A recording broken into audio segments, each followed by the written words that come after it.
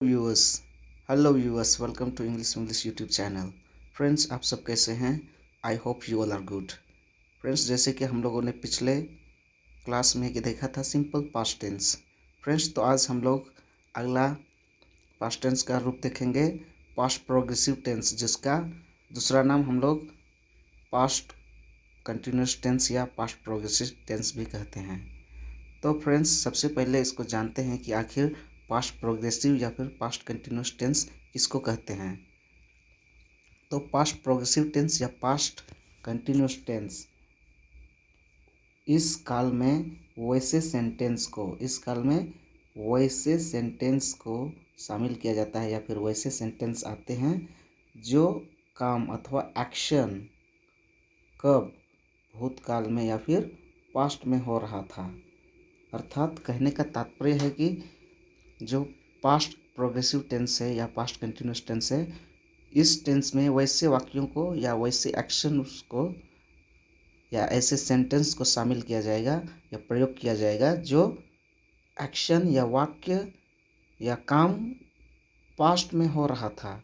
अर्थात वैसे काम व वैसे एक्शन जो भूतकाल में हो रहा होता था या हो रहा था, तो उसे ही हम पास्ट कंटिन्यूस टेंस में या पास्ट प्रोग्रेसिव टेंस में रखेंगे या प्रयोग करेंगे पास्ट कंटिन्यूस या पास्ट प्रोग्रेसिव टेंस में इस प्रकार के वाक्यों को जो कि पास्ट में हो रहा था। तो फ्रेंड्स, इतना हम लोगों ने जान लिया है कि पास्ट प्रोग्रेसिव टेंस या पास्ट कंटिन्यूस टेंस किसे कहते हैं। अब अगले हम लोग स्लाइड में जाते हैं और देखते हैं कि पास्ट कंटिन्यूस का जो सेंटेंस है वो किस स्ट्रक्चर पर बनता है, कैसे वो फ्रेम होता है सेंटेंस। तो आइए हम लोग देखते हैं। फ्रेंड्स, तो यहाँ पर जैसे कि आप लोगों को स्ट्रक्चर दिख रहा है। सबसे पहला जो स्ट्रक्चर है हमारा subject plus was were plus V four, जो आईएनजी फॉर्म में रहता है उसे भी वर्ब कहते हैं। इसके बाद नेक्स्ट है ऑब्जेक्ट। आप बिना ऑब्जेक्ट का भी सेंटेंस बना सकते हैं और ऑब्जेक्ट लगाएंगे तो और भी सेंटेंस में इफेक्टिव आएगा। तो आप लोग इसका तो पहला जो हमारा ये स्ट्रक्चर हुआ वो हमारा पॉजिटिव सेंटेंस के लिए हुआ, और जो दूसरा यहाँ पर हमारा जो स्ट्रक्चर है वो नेगेटिव सेंटेंस बनाने के लिए है। तो इसका हमारा स्ट्रक्चर क्या है? Subject plus was were plus not plus V four plus object. तो ये हमारा किस सेंटेंस के लिए? नेगेटिव के लिए। और ये जो पहला स्ट्रक्चर है वो पॉजिटिव सेंटेंस के लिए है। तो आइए हम लोग ये दोनों स्ट्रक्चर से संबंधित कुछ एग्जाम्पल के द्वारा और भी अच्छे से इसको समझने का प्रयास करते हैं।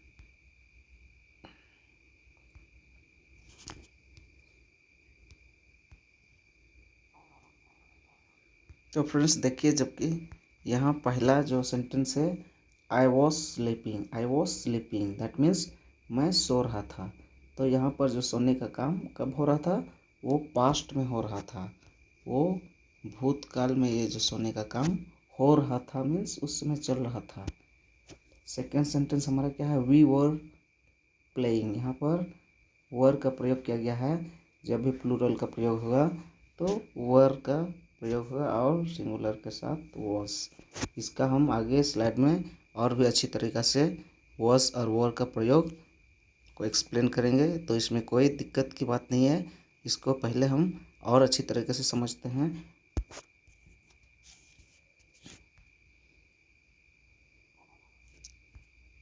तो फ्रेंड्स, यहाँ पर नेगेटिव सेंटेंस हमारा कैसे बनता है उसको देखते हैं। तो नेगेटिव सेंटेंस जैसे कि पहला सेंटेंस हमारा क्या है? I was not sleeping that means मैं नहीं सो रहा था। इसमें जो काम है वो उस समय नहीं हो रहा था का बोध हमें करा रहा है। दैट मीन्स जो काम है पास्ट में वो नहीं हो रहा था। सेकेंड सेंटेंस क्या है? We were not playing that means हम नहीं खेल रहे थे। यहाँ पर जो खेलने का काम था वो नहीं हो रहा था। आइए हम लोग नेगेटिव सेंटेंस कैसे बनता है उसका स्ट्रक्चर देखते हैं।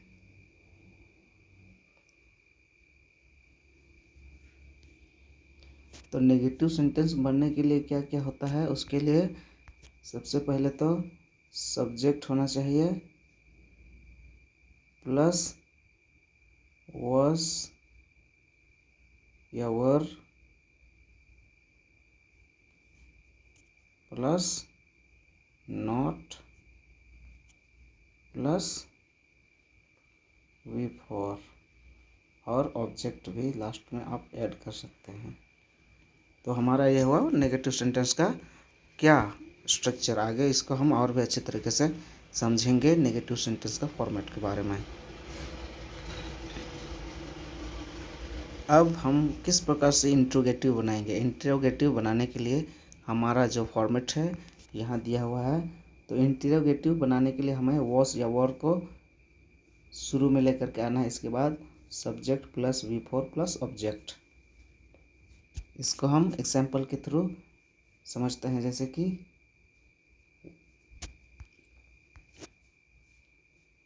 Was I sleeping, was I sleeping, क्या मैं सो रहा था, क्या मैं सो रहा था।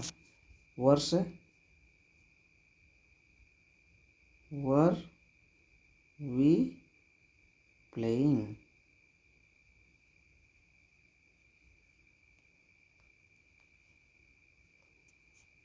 तो यहाँ आप देख पा रहे होंगे कि जो पहला सेंटेंस है वॉज आई स्लीपिंग मीन्स क्या मैं सो रहा था। सेकंड सेंटेंस है were we playing, that means क्या वो हम लोग खेल रहे थे। तो इस प्रकार से जो हमारा ये फॉर्मेट था,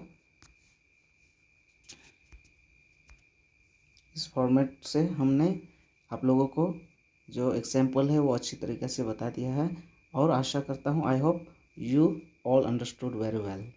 आइए हम लोग आगे नेक्स्ट स्लाइड देखते हैं। तो देखिए जैसे कि मैंने वहाँ लिख करके पिछले स्लाइड में बताया था, सेम वही एग्जाम्पल है कि किस प्रकार से हम क्वेश्चन को बनाएंगे इस टेंस में। तो सबसे पहला है वॉज आई स्लीपिंग, क्या मैं सो रहा था। सेकंड में क्या है वर वी प्लेइंग, क्या हम लोग खेल रहे थे। ये जो हमारा सेंटेंस है ये यही स्ट्रक्चर है, जो हमारा स्ट्रक्चर है, इसी स्ट्रक्चर के अनुसार हमारा क्वेश्चन का फ्रेम किया हुआ है, जो कि हम यहाँ देख पा रहे हैं। ये जो स्ट्रक्चर हमने पीछे स्लाइड में देखा है उसी का स्ट्रक्चर के अनुसार यहाँ सेंटेंस हम लोग बनाए हैं।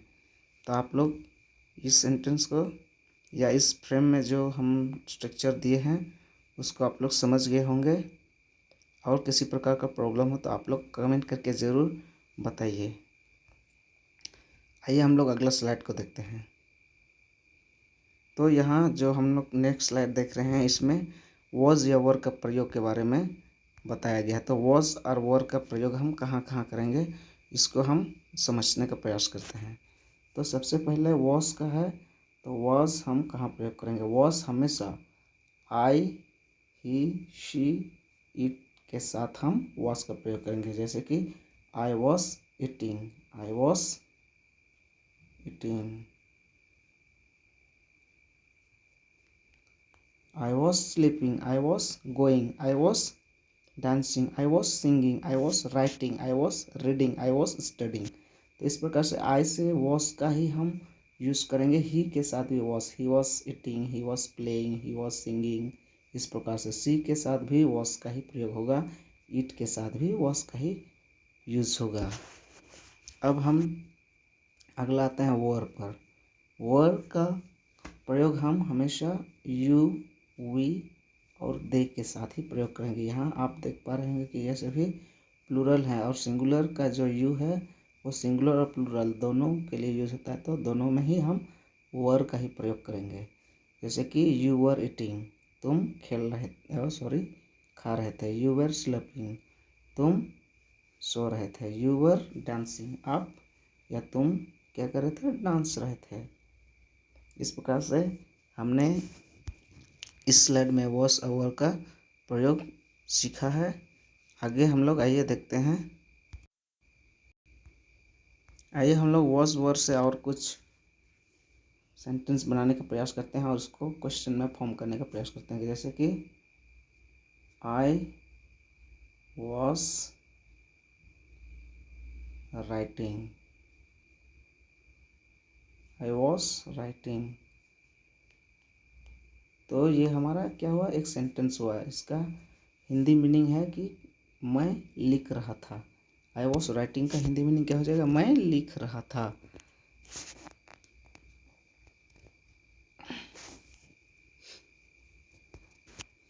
अगर इस सेंटेंस को हम क्वेश्चन में चेंज करेंगे तो हमारा जो ये वॉस है ये हमारा स्टार्ट में आ जाएगा, स्टार्टिंग में। तो कैसे चेंज होगा, was I writing, was I writing, और अंत में यहाँ पर क्वेश्चन मार्क्स। तो इस प्रकार से हमारा ये क्या बन गया, पहले तो सेंटेंस बना, इसके बाद इंट्रोगेटिव भी बन गया। इंट्रोगेटिव बना लिए। अब हम लोग फिर से इसका नेक्स्ट सेंटेंस हम देखते हैं, जैसे कि वी से बनाते हैं। वी के साथ हम वर का प्रयोग करेंगे। We were playing,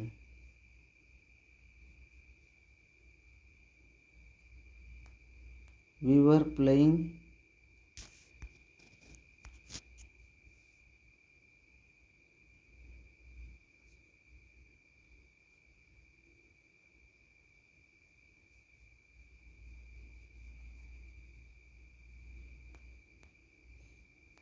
we were playing को अगर हम क्वेश्चन बनाएंगे तो वो कैसे बनेगा, तो वी वर प्लेइंग, जैसे कि हम पिछले बार आई वॉज राइटिंग में वॉस को शुरू में लाए थे, तो यहाँ पर हम इसको स्टार्टिंग में लाएंगे। ये जो वर है उसको हम स्टार्टिंग में लाएंगे। तो were we playing, were we playing, और यहाँ क्वेश्चन मार्क्स। इस प्रकार से हमारा इंटरोगेटिव भी बन गया और हमारा सेंटेंस से इंटरोगेटिव कैसे चेंज हुआ वो भी हम अच्छे से समझ गए हैं। सो फ्रेंड्स, इस प्रकार से हमने आज जो इस सेशन में पढ़ा है वो पास्ट प्रोग्रेसिव टेंस से पास्ट कंटिन्यूस टेंस के बारे में हमने अच्छे से सीख लिया है।